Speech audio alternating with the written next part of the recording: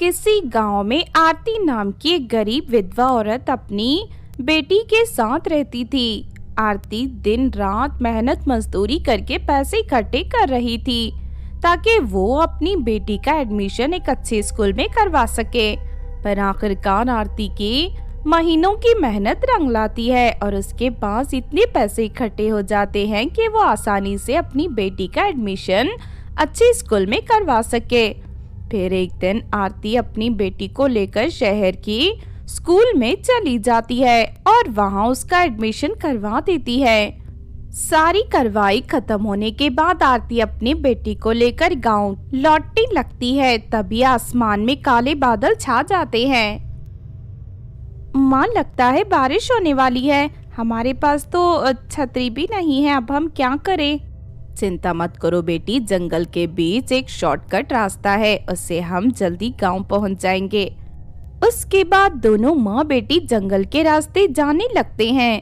तभी उन्हें एक कुएं के पास विनीता नाम की औरत रोते हुए दिखाई देती है। अरे कोई मेरी मदद करो, मेरे बच्चे इस कुएं के अंदर गिर गए हैं, कोई उन्हें बाहर निकालो। ये सुनकर आरती अपने बेटी के साथ विनीता के पास पहुंच जाती है। क्या हुआ तुम्हारे बच्चों को? मेरे बच्चे खेलते खेलते इस कुएं में गिर गए। देखो मेरा एक हाथ टूटा हुआ है, इसीलिए मैं अपने बच्चों को बाहर निकाल नहीं सकती। दया करके मेरे बच्चों की जान बचा लो। तभी आरती कुएं के अंदर झांक कर देखती है। विनीता के दोनों बच्चे जोर जोर से रो रहे थे। चिंता मत करो, मैं कुएं में उतरकर उन दोनों को बाहर ले आऊंगी। उसके बाद आरती कुएं में उतर जाती है, लेकिन जैसे ही वो दोनों बच्चों के पास पहुंचती है कि तभी वो दोनों बच्चे उसे पकड़ लेते हैं और अगले ही पल वो दोनों भूतिया बच्चों के रूप में बदल जाते हैं। अरे वाह माँ, ये औरत तो बहुत मोटी ताजी है, इसका मांस खाने में बहुत मजा आएगा। हे भगवान, मेरे साथ धोखा हो गया। ये मैं कहाँ फंस गई? ये दोनों तो भूतिया बच्चे हैं। अरे नहीं, ये दोनों तो मेरी माँ को खा जाएंगे। अब मैं अपनी माँ को कैसे बचाऊं? तू अपनी माँ को बचाना चाहती है ना, तो जा कुएं के अंदर। इतना कहकर विनीता पिंकी को कुएं के अंदर फेंक देती है। फिर विनीता एक चुड़ैल के रूप में बदल जाती है। दया करके हम दोनों को छोड़ दो, आखिर हमने तुम्हारा क्या बिगाड़ा है? मेरे बच्चे सुबह से भूखे हैं, अब तुम दोनों को खाने के बाद ही इन्हें शांति मिलेगी। चलो मेरे प्यारे बच्चों, जल्दी से इन दोनों को मारकर खा जाओ। उसके बाद विनीता चुड़ैल के दोनों बच्चे आरती और पिंकी को मारकर खा जाते हैं। इस तरह विनीता चुड़ैल हमेशा लोगों को धोखा देकर उन्हें अपने भूतिया बच्चों के हवाले कर देती थी। देखते ही देखते बहुत सारे मासूम लोग विनीता चुड़ैल के धोखे का शिकार होकर अपनी जान गंवा बैठे थे। इस तरह कुछ दिन बीत जाते हैं। फिर एक दिन दिव्या नाम की एक लड़की उस जंगल के रास्ते गुजर रही थी।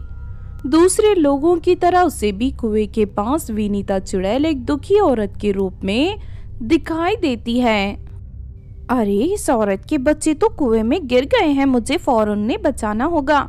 उसके बाद दिव्या कुएं में उतर जाती है, लेकिन तभी विनीता चुड़ैल के दोनों बच्चे भूतिया रूप में आकर दिव्या पर हमला कर देते हैं। लेकिन दिव्या के गले में जादुई लॉकेट होने की वजह से उन दोनों बच्चों को बिजली के झटके लगने लगते हैं। अरे मर गया रे, ये लड़की तो बहुत ही खतरनाक है, माँ बचाओ हमें।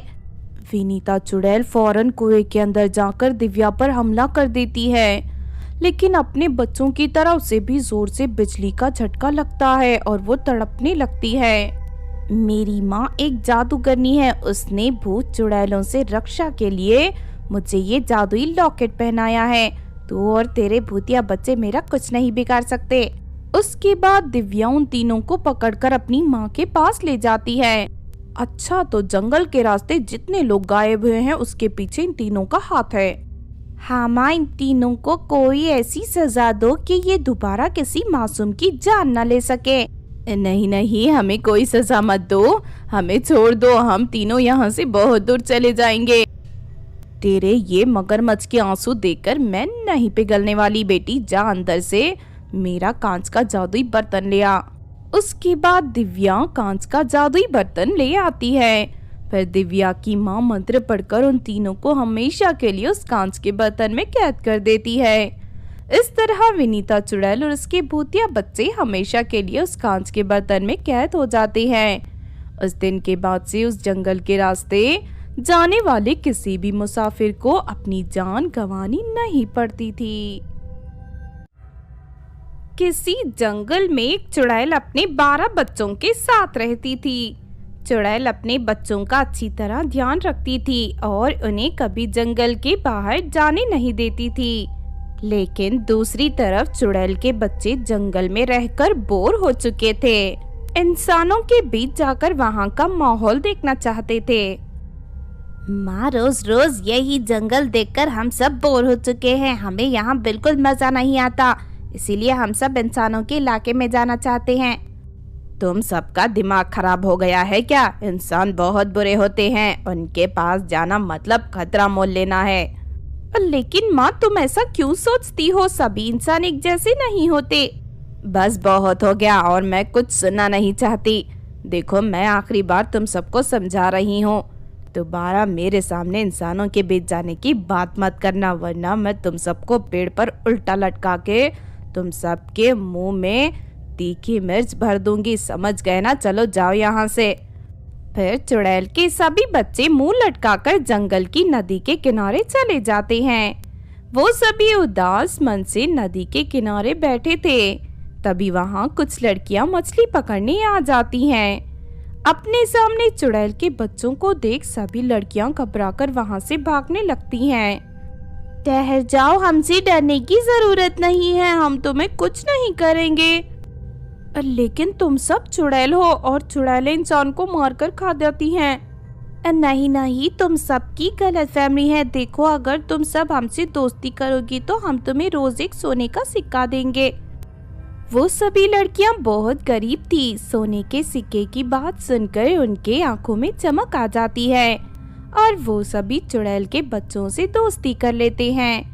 फिर चुड़ैल के बच्चे उन लड़कियों के साथ नदी के पानी में खेलते हुए खूब मस्ती करते हैं। फिर शाम होते ही चुड़ैल के बच्चे उन सभी लड़कियों को एक एक सोने के सिक्के दे देते हैं। उसके बाद वो सभी लड़कियां खुश होकर अपने घर चली जाती हैं। जंगल में रहने वाली चुड़ैल के बच्चे बहुत दयालु हैं। हमें एक एक सोने का सिक्का देकर उन्होंने हम पर बहुत बड़ा उपकार किया है। हाँ, तूने सही कहा। आज तक हम भूत और चुड़ैलों के बारे में बुरा सोचते थे, लेकिन सभी भूत चुड़ैल एक जैसे नहीं होते, उनमें कुछ अच्छाई भी होती है। फिर तभी वहाँ से गुजर रही नैना नाम की लालची लड़की ये बातें सुन लेती है। क्या कहा? सबको चुड़ैल के बच्चों ने सोने के सिक्के दिए हैं? हाँ, उन्होंने हमसे वादा किया है कि अगर हम उनके साथ खेलेंगे तो वो रोज हम सबको एक एक सोने का सिक्का देंगे। अरे वाह, ये तो बहुत अच्छी बात है। कल से मैं भी तुम सबके साथ जंगल में जाऊंगी। फिर अगले दिन नैना उन सभी लड़कियों के साथ जंगल में मौजूद नदी के किनारे पहुंच जाती है। फिर थोड़ी देर के बाद चुड़ैल के बच्चे वहां आकर उन सभी लड़कियों के साथ छुपन छुपाई का खेल खेलने लगते हैं। देखते ही देखते शाम हो जाती है और उनके बाद चुड़ैल के बच्चे उन सभी लड़कियों को एक एक सोने के सिक्के देकर अपने घर लौट जाते हैं। सोने का सिक्का पाकर नैना बहुत खुश होती है। लगता है चुड़ैल के घर पर ढेर सारे सोने के सिक्के हैं। ये सभी लड़कियां तो बेवकूफ है जो रोज एक सोने का सिक्का पाकर खुश हो जाती हैं। लेकिन मैं एक ही झटके में चुड़ैल के घर में रखे सारे सिक्कों पर कब्जा कर लूंगी। फिर अगले दिन सुबह होते ही नैना एक बड़ा सा केक लेकर चुड़ैल के घर के पास पहुंच जाती है। मुझे इन बच्चों की चुड़ैल माँ के बाहर जाने का इंतजार करना होगा। फिर थोड़ी देर के इंतजार के बाद चुड़ैल किसी काम से बाहर चली जाती है। ये मौका देखकर नैना फौरन उस केक को लेकर चुड़ैल के बच्चों के पास पहुंच जाती है। आज मेरा जन्मदिन है, देखो मैं इतना बड़ा केक लेकर आई हूँ। मैं तुम सबके साथ अपना जन्मदिन मनाना चाहती हूँ। ये सुनकर चुड़ैल के बच्चे खुश हो जाते हैं। फिर नैना केक काटकर उन सभी बच्चों में बांट देती है। केक को खाते ही सारे बच्चे उल्टियां करते हुए बेहोश हो जाते हैं। अरे वाह, मेरे केक ने अपना काम कर दिया। अब मैं जल्दी से इनके घर पर रखे सारे सोने के सिक्के लेकर यहाँ से भाग जाती हूँ। फिर नैना सारे सोने के सिक्के एक बड़े से थैले में डालकर वहाँ से भागने लगती है। लेकिन तभी वहाँ चुड़ैल आ जाती है। नैना के पास सोने के सिक्के से भरी थैली देखकर चुड़ैल को बहुत गुस्सा आता है और वो एक बड़ा सा चाकू निकालकर नैना की नाक और कान काट देती है। हाय, मर गई रे माँ, मुझे बहुत दर्द हो रहा है। उसके बाद नैना अपनी जान बचाकर वहां से भाग निकलती है। फिर अगले दिन, अरे नैना, ये सब क्या है? अचानक तेरी नाक और कान कैसे कट गए? ये सब मेरे लालच का फल है। जंगल की चुड़ैल ने मुझे मेरे लालच की सजा दी है। उसके बाद नैना रोती हुई वहां से चली जाती है। फिर उस दिन के बाद से नैना कभी जंगल की ओर जाने की हिम्मत नहीं करती। दूसरी तरफ गांव की दूसरी लड़कियां रोज चुड़ैल के बच्चों के साथ खेलने जाया करती थी और उन्हें हमेशा की तरह रोज एक सोने का सिक्का मिलता था। इस तरह वो लोग अमीर बन जाते हैं और खुशी से रहने लगते हैं। एक दिन रानीगंज गांव की कुछ लड़कियां नदी के किनारे बैठकर कपड़े धो रही थी। तभी अचानक आसमान में काले काले बादल छा जाते हैं और देखते ही देखते उन बादलों के अंदर से बहुत सारी गंजी चुड़ैलें जमीन की ओर आने लगती हैं। अरे वो देखो, आसमान से ढेर सारी चुड़ैलें नीचे गिर रही हैं। हाँ, देखकर ऐसा लगता है मानो आसमान से गंजी चुड़ैलों की बारिश हो रही है। फिर एक एक कर सभी चुड़ैलें नदी के पानी में गिर जाती हैं। दूसरी तरफ नदी किनारे खड़ी लड़कियां चुड़ैलों को बड़ी हैरानी से देख रही थी।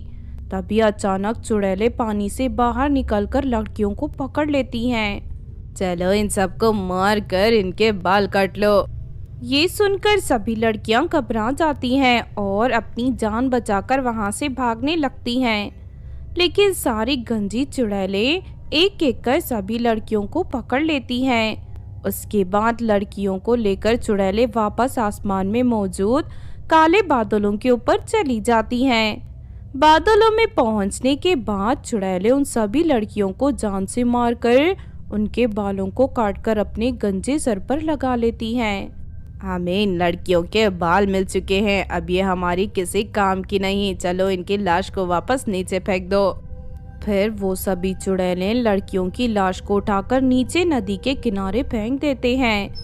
फिर अगले दिन जब गांव वाले कुछ औरतें नदी के किनारे पानी भरने आती हैं तो वहाँ ढेर सारी लड़कियों की लाश देख उनके होश उड़ जाते हैं।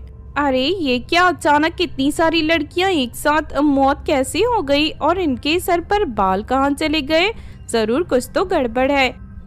हाँ, मुझे भी ऐसे ही लगता है।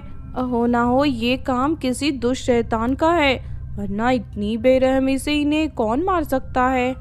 उसके बाद वो औरतें गांव जाकर सभी लोगों को ये बात बता देती हैं। फिर उस दिन से गांव वाले डर के मारे नदी के किनारे जाना बंद कर देते हैं। इस तरह कुछ दिन बीत जाते हैं। फिर एक रात गांव की कुछ लड़कियां किसी की शादी से वापस लौट रही थी। तभी अचानक रास्ते में गंजी चुड़ैलें उन्हें रोक लेती हैं। अरे वाह, इन लड़कियों के बाल तो बहुत खूबसूरत है। चलो जल्दी से इन लड़कियों को पकड़कर अपने साथ ले चलो।